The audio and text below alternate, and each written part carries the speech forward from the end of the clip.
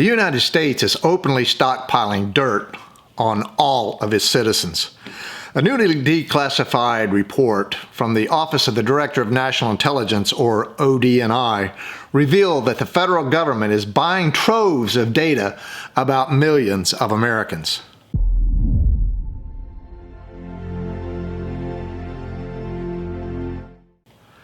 Hi folks, and welcome back to the Storm and Cellar. Over a year ago, senior advisors of Avril Haines, the Director of National Intelligence, told that the U.S. government has been secretly collecting a huge amount of personal and private information on its own citizens. What that report, which was finally released, ended up saying was that it constitutes an intensely distressing scenario for the future of America. By the way, if you like the videos, be sure to like and subscribe.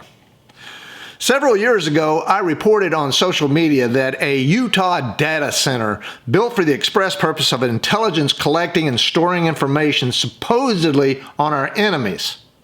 However, I realized the mere volume of computer storage was large enough to collect and store information on every person on the planet.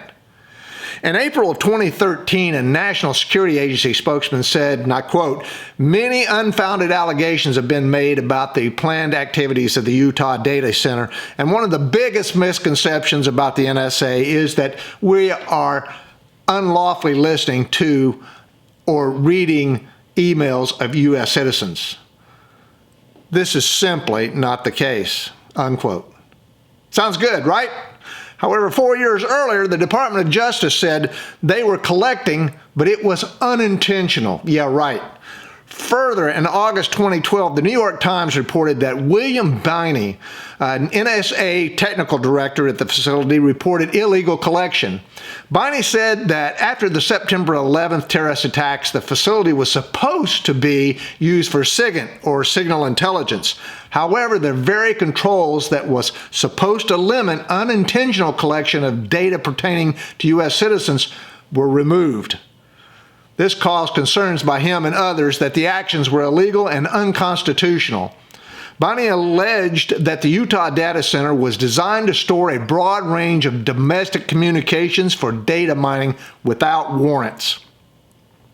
This report reveals what citizens feared most, and that's that the U.S. government has definitely circumvented the Fourth Amendment and is collecting everything they can on the average citizen. The bottom line is that intelligence agencies are thumping their nose at the law and buying information about Americans. I'm not sure about Congress, but I know the Supreme Court has made it clear that they shouldn't be collecting on U.S. citizens. Again, circumventing the Fourth Amendment, the report basically states that the government believes it can continually track the phones of Americans without a warrant, so long as it pays for the information. The sad part is the government's collecting on U.S. citizens using their own tax money to pay for it. Wow. I can't emphasize this more, but for the government to simply get access to a device's location, such as a phone, it would be considered a Fourth Amendment search warrant and would require a judge to sign off. But because companies are willing to sell the information, not only to U.S. government, but to other companies as well, the government considers it just available to the public and therefore believes that the NSA can purchase it, file it, store it, and use it against you later.